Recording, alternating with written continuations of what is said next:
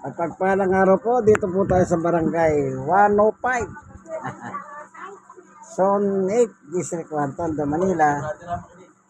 Building 24. Ayan. Dito po sa Aroma, building yan. Isang hilera bawat building. Ayan, itong lugar natin ito, Building 24. Ayan. Ngayon, nandito tayo para po mag-Bible study. Meron tayong hawak na Biblia upang siyang ating gagamitin sa ating pagbabahagi ng salita ng Diyos. Kaya tayo po ay mag-aaral. Sa pagkakataon na ito ng Ebanghelyo ng ating Panginoon. Alam niyo po, tayong mga tao nabubuhay, walang taong nabubuhay na wala pong reliyon. Kahit pa paano, lahat ng tao may reliyon. Kanya lang, iba-iba. Iba-iba lang po ang paniwala ng reliyon. Depende po sa doktrina ng bawat simbahan. May kanya-kanya po kasi sariling doktrina. Kaya, yung iba naman, nangongopya sa kabila. Parang ganito, kinokopya mo yung ibang reliyon, tapos mangopya ron, binabanatan mo yung kinopya mo. Ay yung reliyon na kinopyahan mo. May mga ganyan po. Kasi nga po, kapag hindi nila kayang ipaliwanag ang mga tanong sa kanila, yun, nangunguha sila ng mga iba't ibang mga haral ng ibang simbahan. Ang mahirap, pagkatapos mong kunan ng aral yung kabilang simbahan, binabanatan mo naman yung simbahan na yun. Kita nyo po, sari-sari yan. Ngayon, itong ating bibigyan pansin dito, itong nakasulat po dito sa Isaiah 44. Ano po, ng Biblia.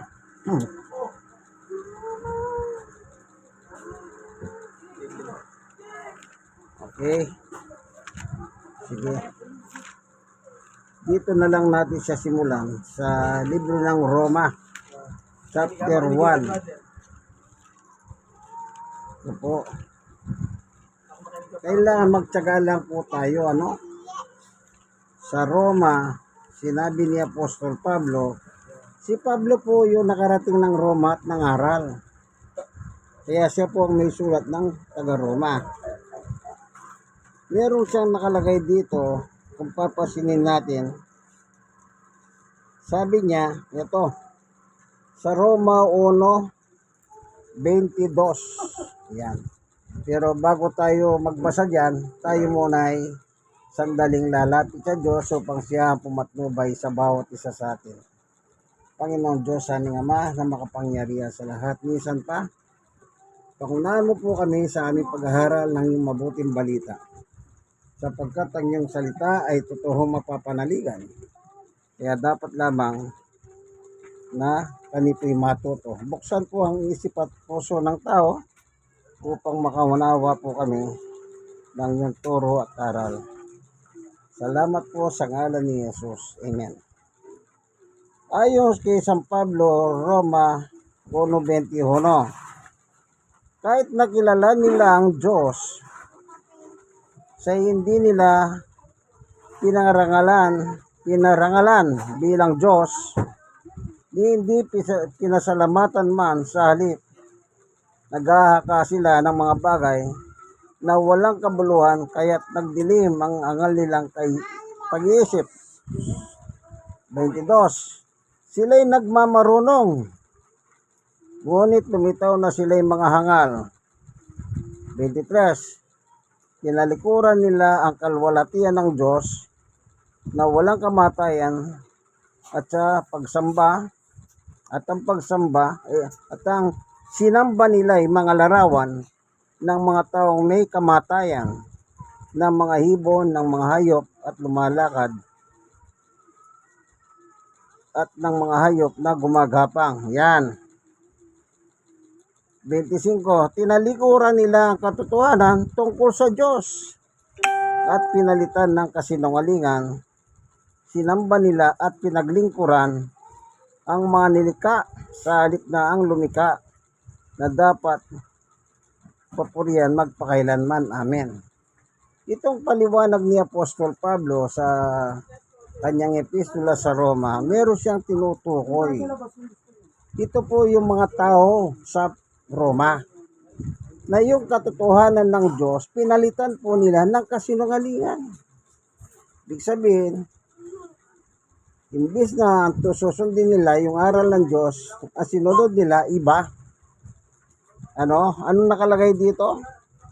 Sinamba nila ang mga larawan. Larawan. O ano yun? Picture. Okay? So dito nababanggit na po yung picture. Ngayon, pagdating pa po sa ibang aspeto ng Biblia, hindi lang po mga larawan, mga imahen o ribulto. O yan. Halimbawa, ang sabi rito sa libro ng Isayas, ang sabi nila sa chapter 44, dito sa pating dulo, ito, basahin po natin sa 9. Walang kwentang tao ang gumagawa ng ribulto, o mga ribulto naman ito, at walang kabuluhan ang mga Diyos-Diyosan kanilang pinapahalagahan. Mga bulag at tanga lang sumasamba sa mga ito, kaya sila napapaya. Yes, walang may dudulot na mabuti ang paggawa ng mga ribulto para sambahin. Kasi tandaan ninyo, ang sumasamba sa mga ito mapapaya lamang, ang magawa nito tao lamang. Kaya't magsama-sama man sila at ako'y harapin, sabi ng Diyos, sila'y matatakot at mapapaya rin. Mga reliyosong tao naman ito, sumasamba naman sa mga ribulto. So, mapapaya daw po sila, sabi ng Diyos. Dito sa verse 13, 16-17, ang ibang piraso ng kahoy na ginawang panggatong, dito siya nag-iihaw ng karne at nasisiyahan siyang kumain nito. Kung nakadarama niya ang init ng apoy, ay nasasabi niya ng ganito, salamat, hindi na ako giniginaw. Sa 17, ang natirang kahoy ginawa nga nilang Diyos na kanyang niluhuran at sinamba, dumalangin man siya sa rebulto, iligtas mo ako sapagkat ikaw ang aking Diyos. Yan. Dito mga rebulto gawa sa kahoy. Yan. Tingnan natin si Pablo dun sa gawa. Meron siya sinabi O, tingnan natin ha. Gawa chapter. Hanapin lang natin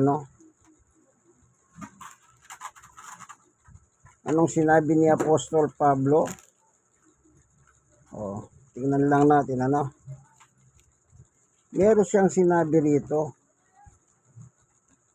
na nung nangangaral si Apostol Pablo, ito yung nakalagay dito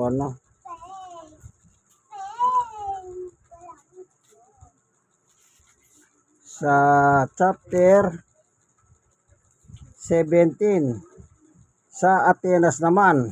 O dito muna natin basahin yung sa Thessalonica. Ang sabi ni Apostol Pablo po dito 17:1, dumaan si Pablo at sila sa Antipoli sa Tapolonia hanggang sa makarating sa Thessalonica, lungsod na ito na sinagoga ng mga Hudyo. Ayon sa kaugalian ni Pablo, siya pumapasok doon sa loob ng 3 magkakasunod na araw ng pamamahinga. siya nakipagpaliwanag sa kanila mula sa kasulatan. Ipinaliwanag niya at pinatunayan na kinakailangan magdusa ang Kristo at muling mabuhay. Sinabi niya, ang Yesus na ito, ang ipinaayag ko sa inyo ay ang Kristo. Naniwala at naikayat sumama kina Pablo at Silas ang ilan sa kanila. Gayon din ang maraming kababaihan, kinikilala sa lungsod at ang nakararaming debotong Griego. Noon pala sa panahon ni Pablo, meron na pong pala mga deboto. Pero naikayat nila Pablo.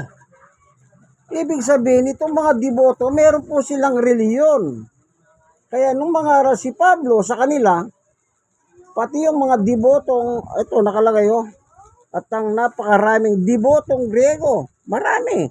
Ano naman ang mga sinasamba ng Yan. Sila'y naikayat niya na sumampalataya kay Jesus. Kasi ang pinangangaral ni Pablo ay ipinaliwanag niya at pinatunayan na kinakailangan magdusa ang Kristo. At muling mabuhay, sinabi niya, ang Yesus na ito na ipinahayag ko sa inyo ay ang Kristo. Ibig sabihin ng Kristo, tagapagligtas. Ngayon, pupunta natin ang nangyayari dito. Meron naman deboto talaga ngayon dito Pero,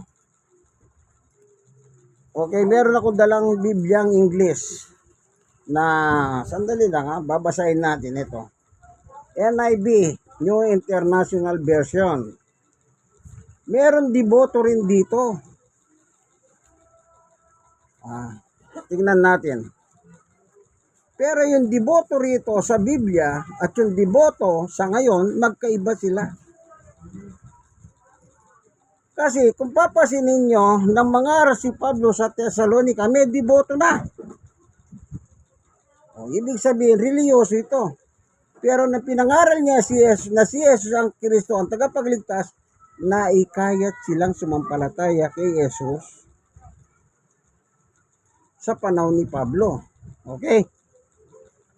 Ngayon, tingnan natin dito sa yung deboto rito at saka yung deboto ngayon. Sa libro ng Gawa pa rin, Acts sa English, Acts ito 2:42. Sabi niya rito, yung mga taong 3,000 na na-convert ni Pedro sa panahon ng Pentecostes, sa kanilang panahon sa Jerusalem, nung pumunta sila at nangaral sila, ito po ang nangyari. 42. They devoted themselves to the apostle teaching and to the fellowship. Yung na-convert na mga Hudyo, ito sari-sari kasing tao ito Ito, babasahin natin. Anong mga tao ito? Dito sa wikang Tagalog para hindi tayo mahirapan. Kasi alam niyo po, kaya lang ako gumagamit ng ganito, meron lang akong gustong patunayan. Sometimes, kailangan gumamit ng ibang salin ng Biblia para makita mo yung difference. Ano po? Ito sa Gawa. Ganito nakalagay sa chapter 2. Verse 1, nagkakatipo silang lahat sa isang lugar nang sumapit ang araw ng Pentecostes. Ito'y pagdiriwang po ng tagumpay nila ng harvest. Yan, magdidiwang po sila ng harvest. Kaya sila po'y dinayo ng iba't ibang klaseng lahing tao para magipagdiwang sa panahon ng Pentecostes. Walang may ingay na nagmula sa langit na tulad ng hugong at ng malakas na hangin at napuno nito ang bahay kinaroroonan nila. 3. May nakita silang parang dilang apoy na dumapo sa bawat isa ayon sa kanila. 4. Silang lahat ay napuspos ng Espiritu Santo at nagsimulang magsalita sa iba't ibang wika ayon sa pinagkaloob sa kanila ng Espiritu. Ayan. May mga debotong Hudyo. Kita nyo po, may mga deboto na pala noon. Sa Jerusalem. na nagmula sa bawat bansa sa buong mundo. Kalat na pala yung deboto nun eh. Nang marinig nila ang ugong, nagdatingan ng maraming tao na mga sila sapagkat nagsalita ang mga alagad sa wika ng nakikinig. Sa wika ng mga nakikinig. Ibig sabihin kung anong wika mo, yun ang naririnig mo. Ano po? Nang magsalita na yung mga alagad. Speaking in tongue. Sa pagkamanga at pagtataka ay kanilang sinabi, hindi ba taga Galilea silang lahat? Sila Pedro, yung grupo ni Pedro. Bakit sila nagsasalita ng ating wika? Oh, parang ganito po, di maraming tao. Kasi panahon ng Pentecostes, pagdiriwang po yun ng 58 ng harvest, ano? Halimbawa, ang salita mo, Arabo, yung mga ibang alagad nagsasalita sa wikang Arabo. Parang ganon. Kaya naintindihan nila yung kanilang sinasabi. Oh. Tayo taga Parsia, Medina, Helam, Mesopotamia, Judea at Cappadocia, Ponto at Asia. Oh. Iba't ibang lahi na po ito, iba-ibang lingwahe nila. Mayroon taga Phrygia, Pamphylia, Egypto at sa lupahin ng Libya na malapit sa bayan ng Cyrene at mga nagmula sa Roma, mga Hudyo at mga Hentil na naikayat sa pananampalatayang Hudyo. May mga taga Creta, Arabia rin. Paano sila nakapagsalita sa ating wika? Tungkol sa mga katanga-hangang ginawa ng Diyos. Hindi nila lubos ang maunawaan ang nangyayari. Kaya nagtanungan sila, anong kaulugan nito? Yon. Sabi ko nga po sa inyo, ilan ang bansang ito? Kung bibilangin mo 17. Iba-iba lingwahe. Nung nagsasalita yung mga apostol, sabay-sabay silang nagsasalita, pero ang salita nila, iba't ibang wika. At yung mga tao ron, nagtaka sila, bakit yung salita natin, salita nila? Yan. Kasi po, napuspos nga sila ng Espiritu ng Diyos. Kaya, pati yung mga, deboto. Ngayon, ang sabi dito sa 42,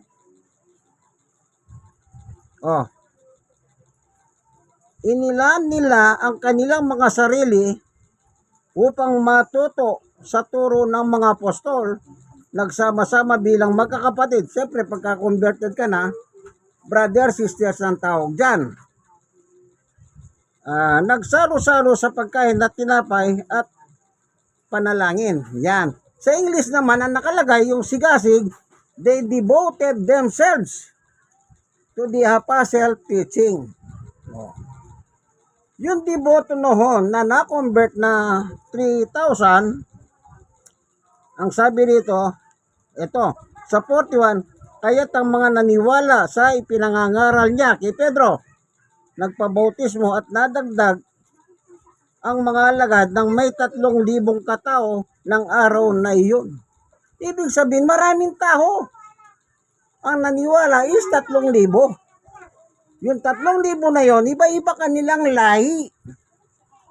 Pero nagsalita ang Diyos sa pamamagitan ng speaking in tongue. Iba't ibang, kung Arabo ka, nagsasalita yung alagad ng wikang Arabo. Para maintindihan nila yung mensahe ng Diyos sa pamamagitan ni San Pedro. Nang pinangangaral ni Pedro, itong si Jesus na inyo pinako sa krus, siya ang tagapagligtas. Kaya yung naniwala sa kanila, naniwala sila hindi dahil sa ribulto. Naniwala sila dun sa aral.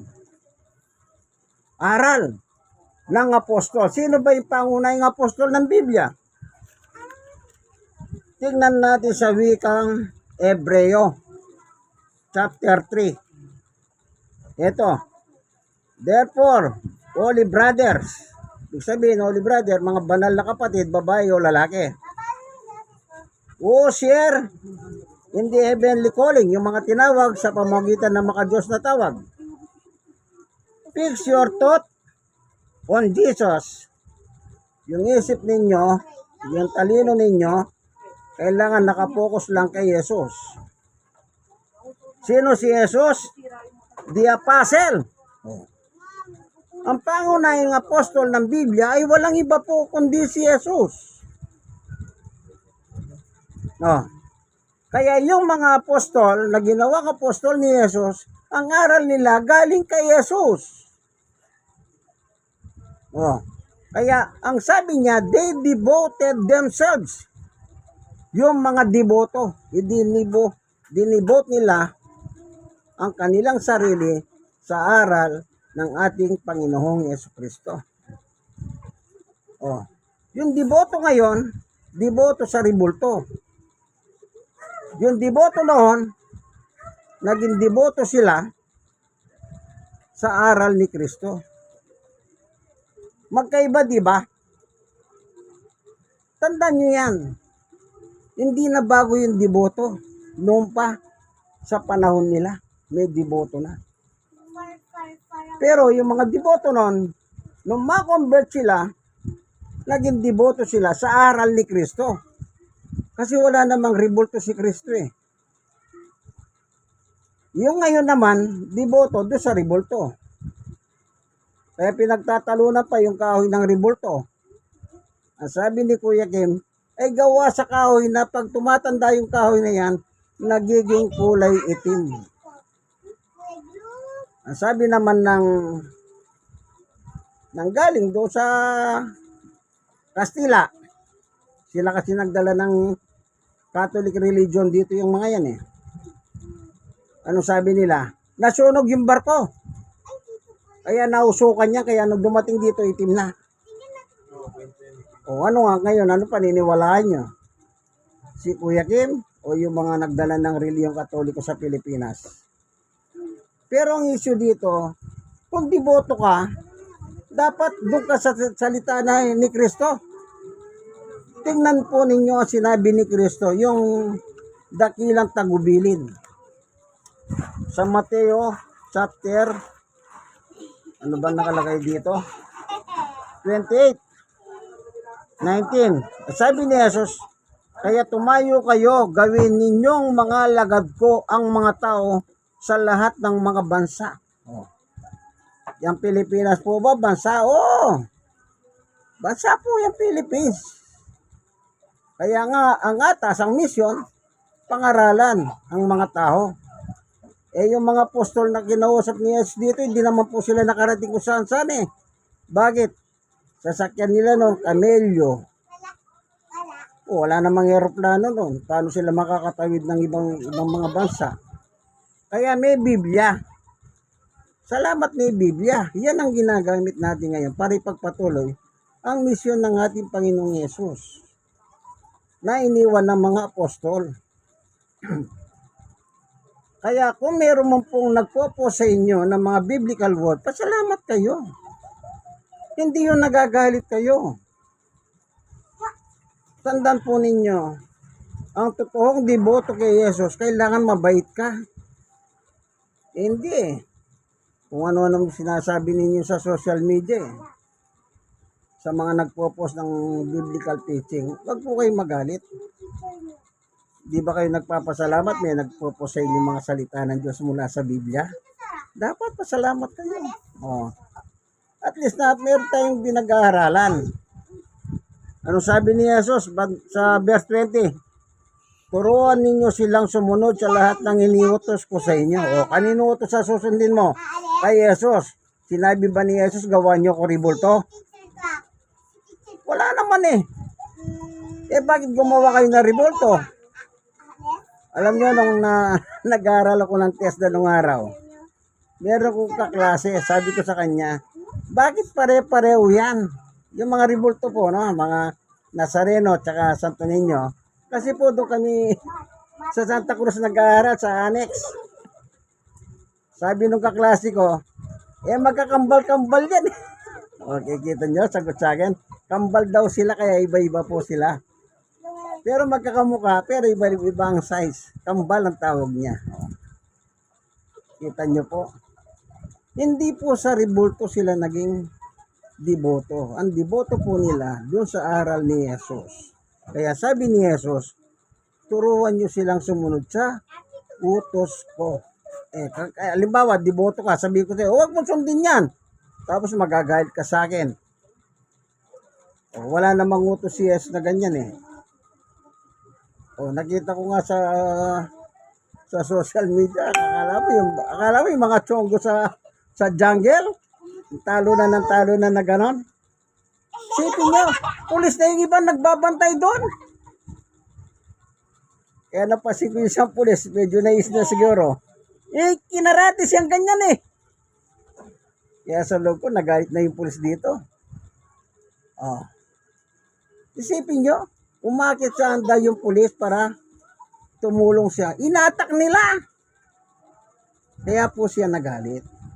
Kaya, meron siya binigyan ng isang karate. Panoorin niyo, review niyo. Nakita ko yun eh. Kailangan po bilang mga Pilipino, tayong mga tao, nag-aangad po tayo ng katotohanan. Dapat doon lang po tayo tumayo sa katotohanan. Yung hindi po totoo, huwag na natin tayuan yun. At huwag po kayong magalit. Tatandaan ninyo. Huwag kayong magalit. Sige, kayo rin baka alam niyo naman ang galit, nagdadala ng karamdaman yan. Ako, hindi ko kayo tinatakot. Pag nagalit kayo, hindi po ba yung mga nai-stroke, kumisang galit yan. Sa totoo lang, kaya nai-stroke sila. Dahil hindi na po nila mapakalma ang kanilang damdamin dahil sa galit. Dahil lang sa reliyon. Tatandaan niyo po yan. Kaya sabi ni Jesus, ipangaral ang salita ng Diyos. Sa lahat ng bansa. Ang Pilipinas po bansa. Wala naman sinabi si Jesus na huwag niyo na pangaralan yung mga religion ha. Lahat naman tao may religion po eh. Bakit iniutos pa ni Jesus na pangaralan ng tao? Para lang po tayo malinawan sa ating mga pananampalataya. Ang tamang pananampalataya po, yan ang magliligtas sa atin. Ang tamang pananampalataya na nakasulat po sa Biblia. Natin yung tatandaan po, no? Sa Biblia po, may mga deboto na. Bago pa nagkaroon ng deboto dito sa Philippines. Kailan lang dumating si Magellan dito? 1500s lang po. Panahon pa nila po Apostol Pablo. Si Pablo namatay ng AD 46. 46 to 48, between 46 and 48 AD. Nang mamatay po si Pablo at si Pedro. Yun po ang naka-bracket doon sa libro ng Katoliko. Di ko lang po dinadala yun eh. Meron akong libro nun eh. Namatay sila 46 to 48. Nauna si Pedro, then si Pablo. Isipin nyo, meron na palang deboto noon. Ano tayo ngayon? Ewan ko kailan nagsimula yung deboto dito sa Pilipinas. Dumating si Magellan 1500. So, hindi ko lang alam. I-share nyo na lang kung anong taon sila nagsimula ang deboto. Na po. Sige po, hanggang dito na lamang. Sana meron kayong natutunan, ano? Nagbasa lang naman tayo ng Biblia. Hindi po tayo nangingiritik ko. O hindi ko po kinikritik sa isang inyong pananampalataya. Nagsishare lang po ako sa inyo. Muli, itong inyong kaibigan Jesus, Brother Manny Bautista. Dito po tayo sa tahanan ni Brother Archie at Sister Kim. Hindi ko na po sila pakikita, pero meron pong tao rito. Nagsabi nga kayo ng amen? Amen. Kita nyo, may bata pa. Sige po. God bless us all. Barangay 105 Sony District 1, Tondo, Manila. God bless us all.